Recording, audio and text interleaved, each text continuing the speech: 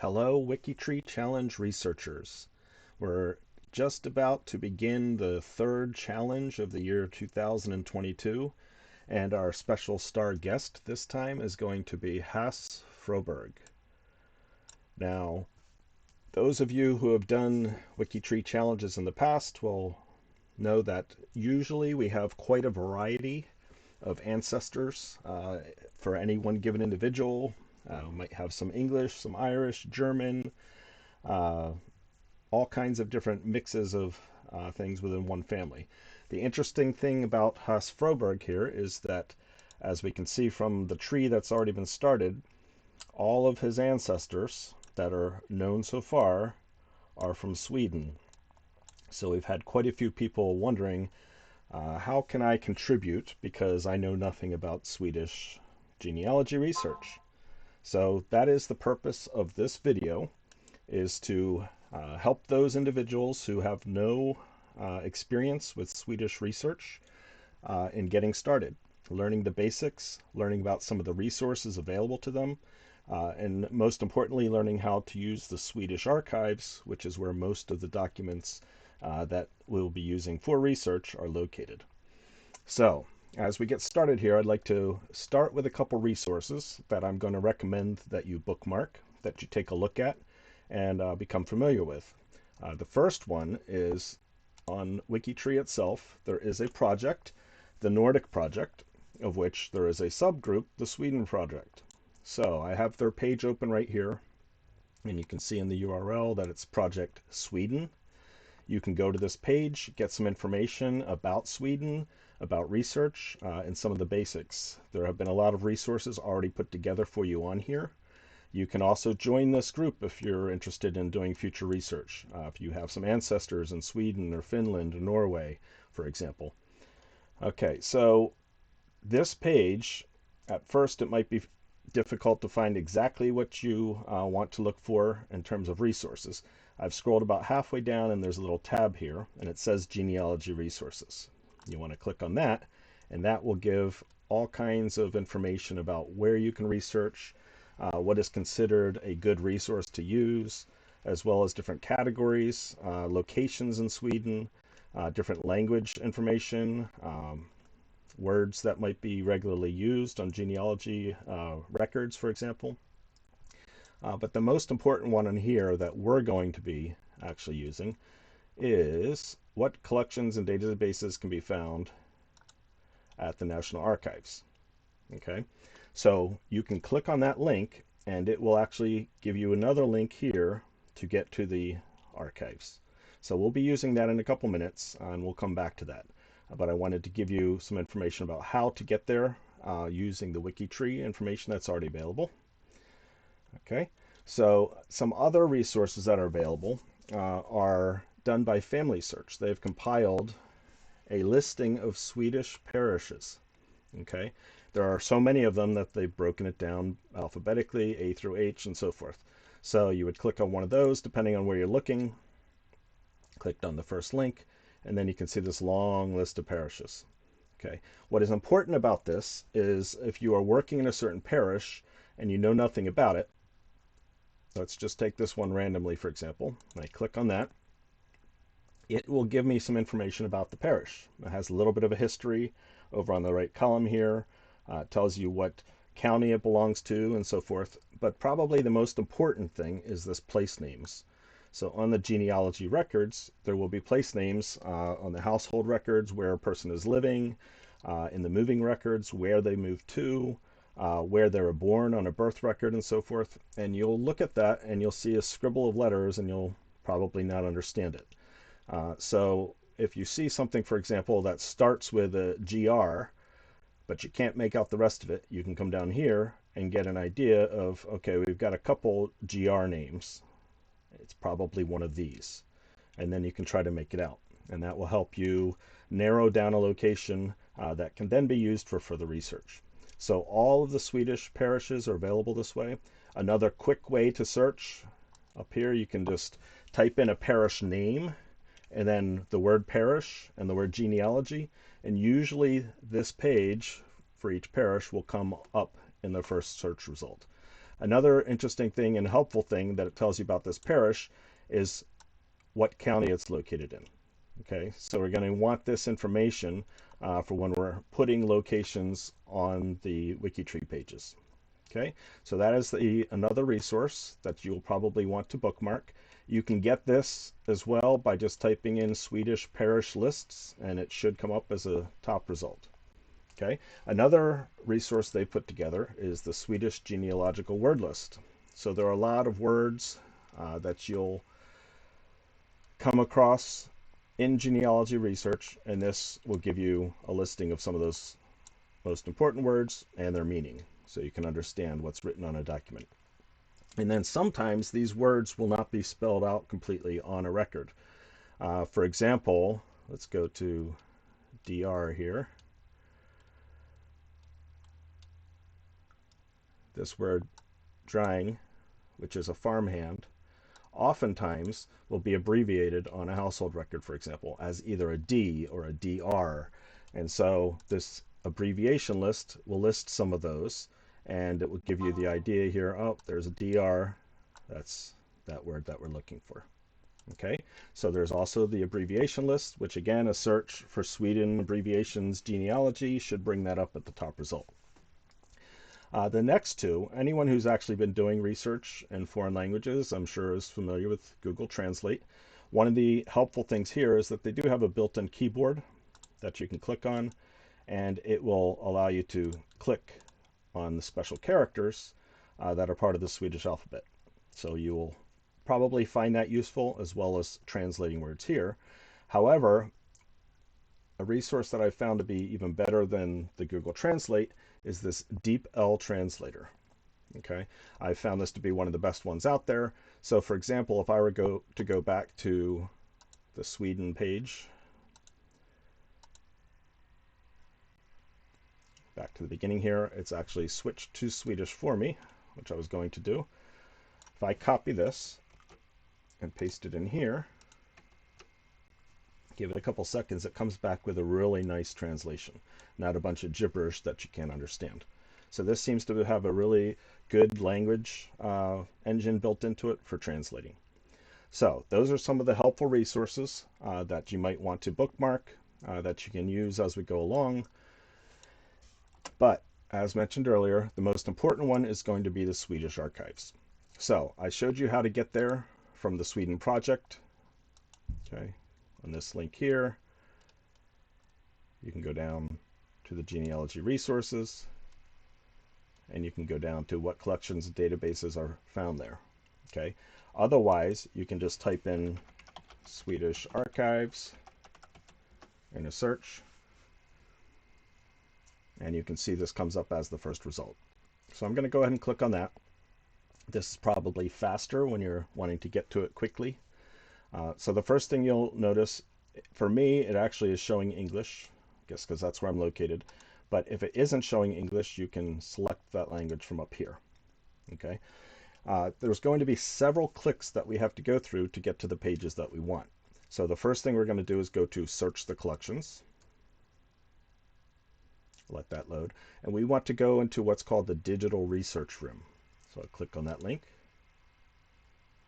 And then once I'm in here, I actually want to view their databases. So there's a link here or a link here. I'll click at the one on the top.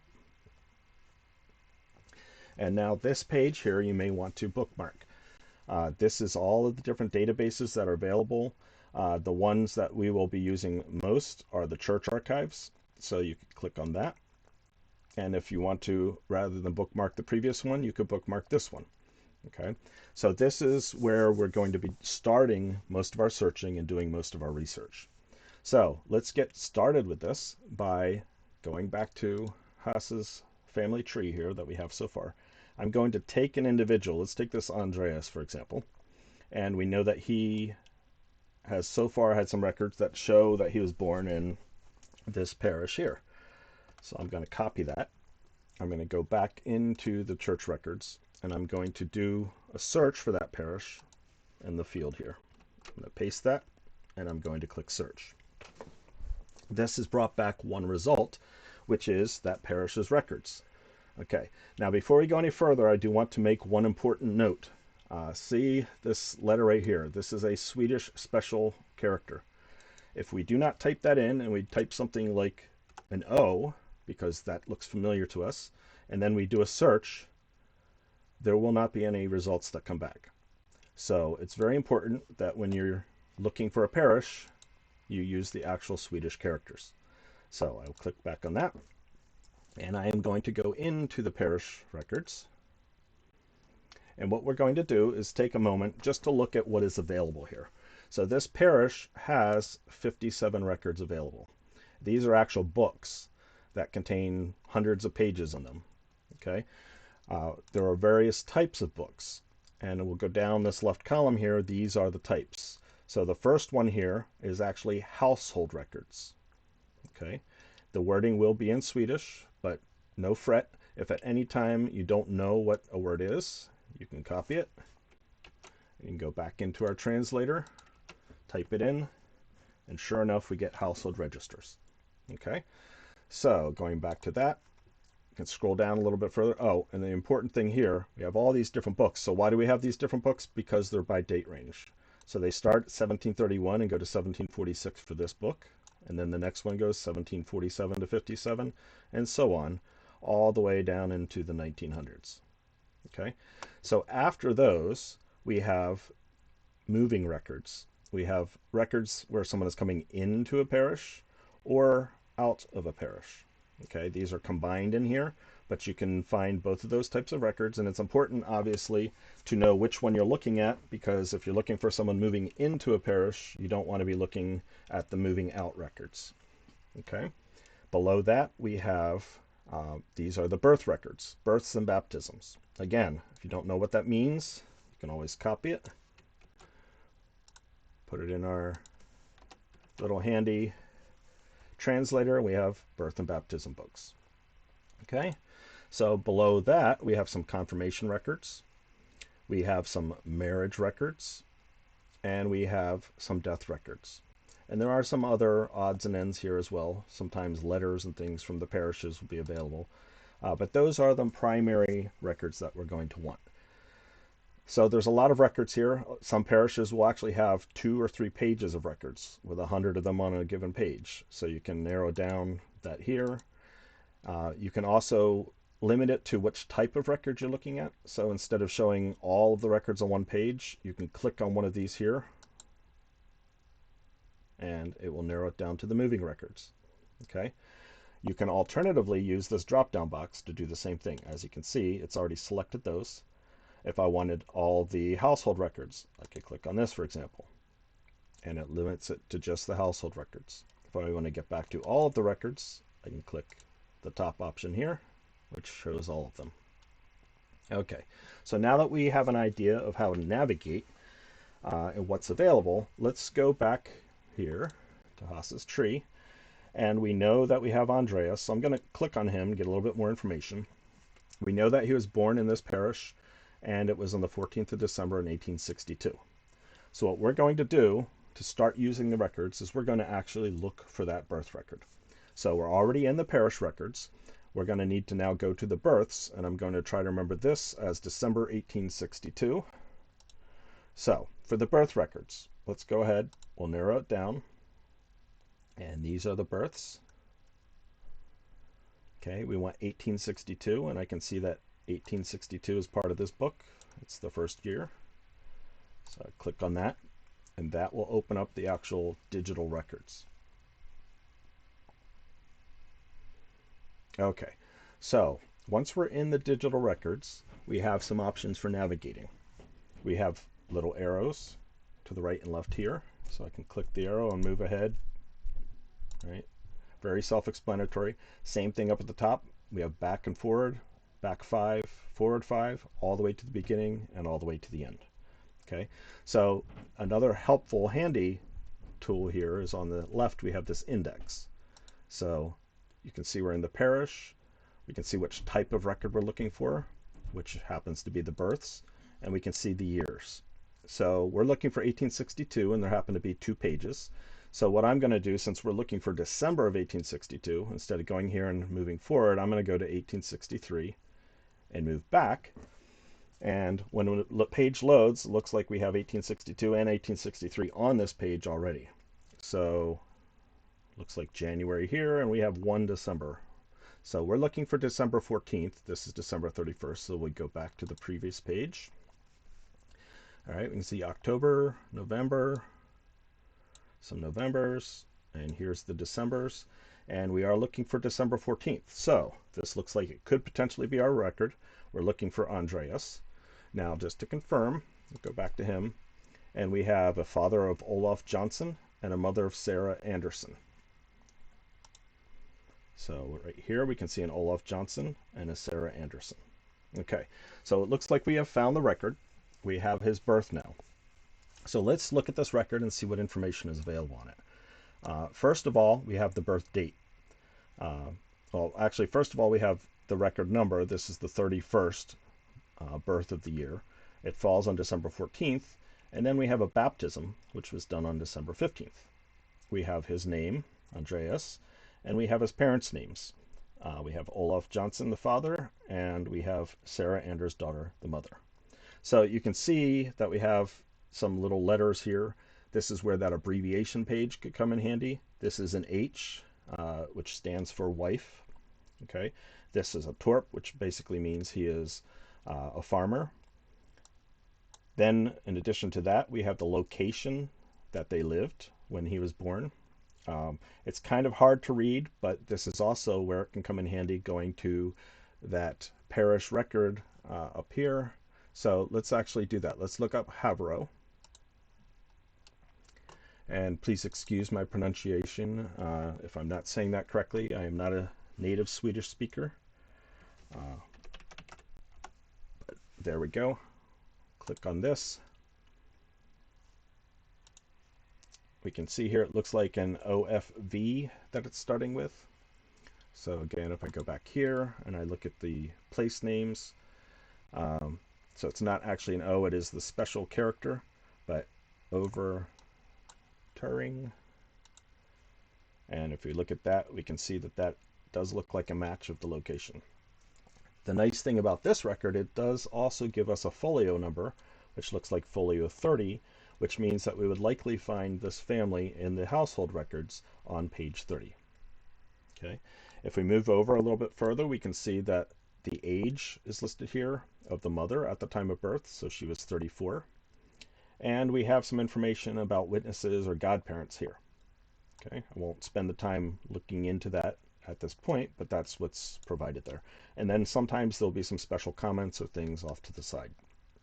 So this is representative of birth records in the parish and other parishes. There will be some differences in layouts, differences in what information is available. Sometimes it might just be the names of the parents and the child being born on a date. Sometimes it will give even further details about things. Okay, so each parish will be slightly different.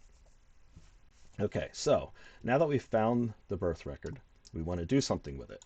Well, we want to source this on our WikiTree page.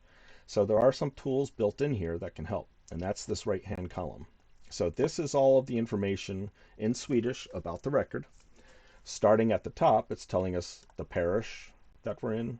It's telling you the type of record that we have, which is the births, a reference number for this actual document, the date range that we're looking at, and so forth. An image number. But these two down here are the two most important ones that we'll be using for referencing. The first one is a link to the actual image. And they have this handy little button here. If you click it, it says copied to clipboard. So I can now go up here, and let's say I paste that in, hit enter,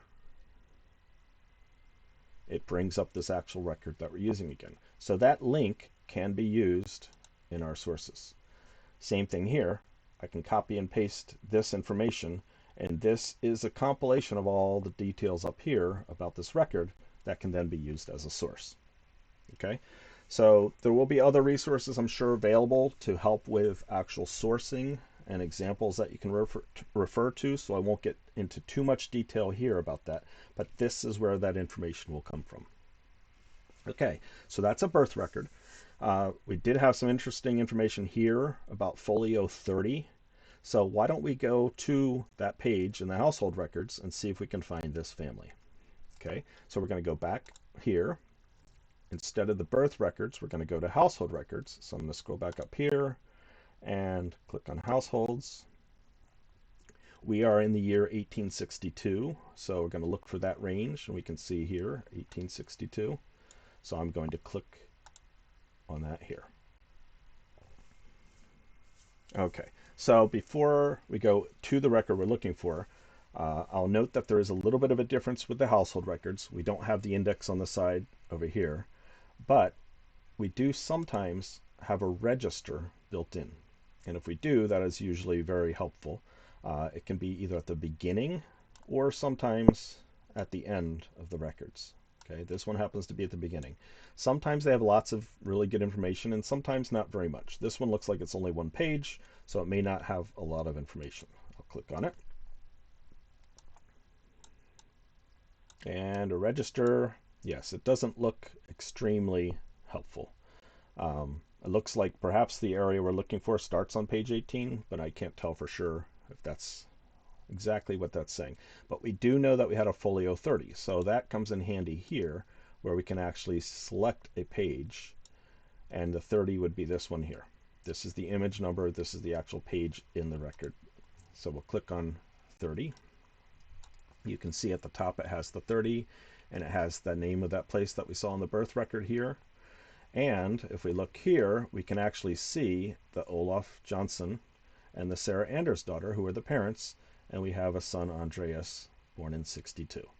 Okay, so we now have his family listed in the records, and it does look like he's Olaf here, the father of Andreas, is listed as a son, and this is a father that is listed here, a Jonas Olsson and a Karen Johnsdotter. So these may very well be Olaf's parents. Okay, we would need to do a little bit more research to confirm that, but probably a good likelihood. Okay, so let's take a look at the household record and see what information that provides. So as we just discussed, it gives us the name of the location that they're living, the place name. Sometimes it's a village or a farm. Then it lists the individuals. Oftentimes to the left of the individual, it will tell you about them, if they have a position or what their place is in the household. For example, the H again is for a wife. So we have two wives. We have a son, a son, a son, a father, a bond son, and a torp. So these are their positions, which are generally, when you're looking at farming families, that's what you'll see for those. Then we'll have the birth information here. So it'll have the year of birth in this column, and then I'll have a day and a month here. So the month is on the bottom and the day is on the top. So December 14th of 62. And of course, we're in the 1800s here. If they were born in a location other than here, it would probably be listed. I'm presuming that since there's nothing listed here, this is the location that they were born in this parish. Okay, if we were to go back a page, let's see. Okay, see, for example, this individual has a location listed. So they were born in this parish. So it looks like maybe Dalarna or something like that, which again, we could go up to our Swedish listing of parishes and locate that. And then we could start researching it further from there. So going back to the page we were on, the next column is the marriage information. So if they were married, it tells you the year they were married. So obviously we have two people that were married together on the same year. And again here, 31 and 57. We then have whether they've received their smallpox vaccination. And then we have a column that if they were to have moved into the parish recently, when they moved and where they moved from. So they've obviously been here, and that information is not listed because, as we already mentioned, they were probably born in this parish. Then we have a death column. So if someone died during this time period, it will usually list the information here. So it looks like Karen, John's daughter, did die. And as you see, she's also crossed off, which is very common when someone either moves or dies on the household records. So we could go into the death records and try to find this record. Okay, so the next part is actually looking at how well they know their catechisms and so forth and religious information. uh, which isn't extremely important for the genealogy aspect, but that information is here. And then we have an annual visitation information listed here. All the way to the end, we have some special comments if there was anything could be listed here, and if they moved out of the parish, again, a location that they moved to and a date that they moved would often be listed there. Okay, so let's go forward one. Okay, this family, for example, you can see that they moved, and this tells us a folio number, so likely in the same parish, and the date that they moved. So this one moved to page 4, this one moved to page 39, it looks like, in 70 and in 64. And they happen to cross them off as well, and you can see the others below it. They had also moved into the parish recently, so their information is here, where they came from, and the date. Okay, so that gives you an idea of the household records and how those work. So let's see. I have not looked at this at all myself, so it looks like we have a March of 69 that Karen died. So let's go back to the parish records. Let's go to the deaths.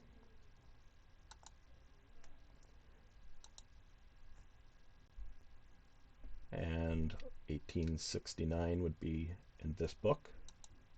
We'll click on that. We'll go back to our index over here, the deaths, 1869, which I believe was March, so it looks like there's at least 2 pages.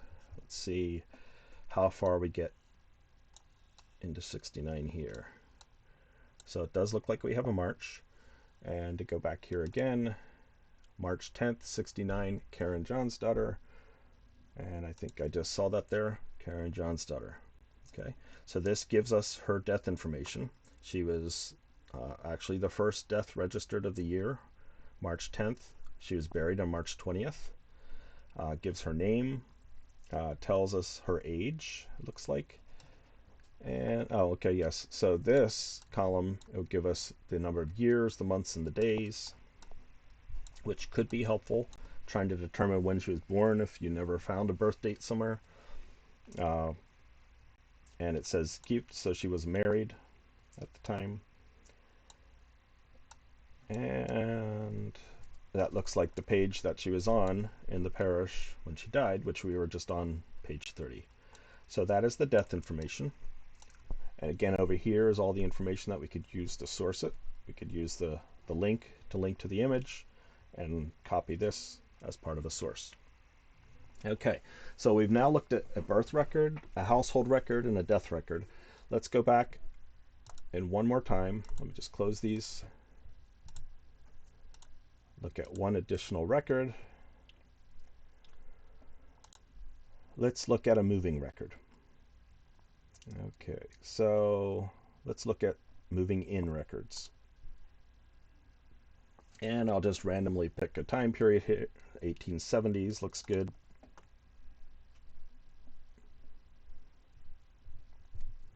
I'll move in a couple pages.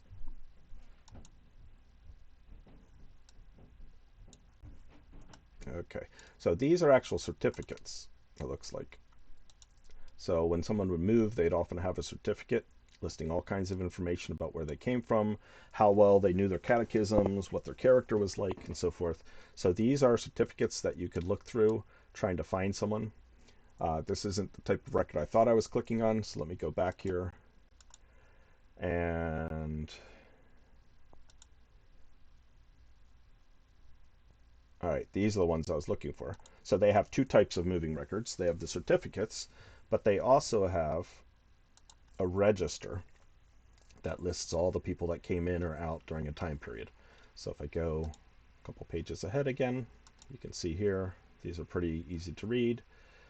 Here we've got 1892, and the first person to move.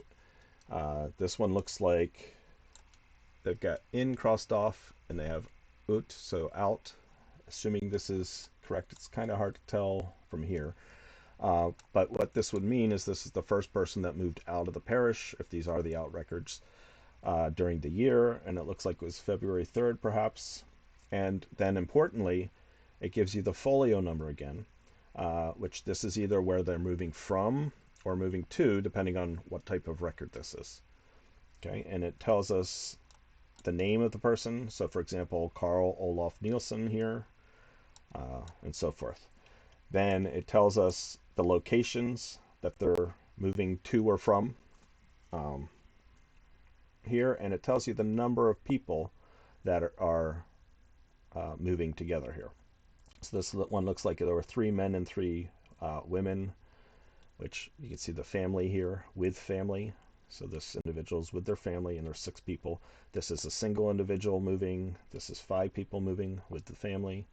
So this can give you some information about where someone is moving from or to. It also gives you the folio numbers. It gives you a date that they moved. So if you ever see that on a household record, oftentimes we saw when they moved, they'll have that information. You could then go to this register and get some further information about where they're moving or where they're coming from. Okay, so I think that is probably a good wrap up for now for an introduction on how to use some of these records. I hope that you found it useful, and please feel free to discuss this in the Discord for the challenges. I'm sure there'll be plenty of people. I will be there, and the people who are involved with the Sweden project will be there working alongside of you. So if there's ever any questions or translation work or anything that's needed, I'm sure there'll be plenty of people to help. So again, hope this was helpful, and I wish you the best of luck in your researching. Take care.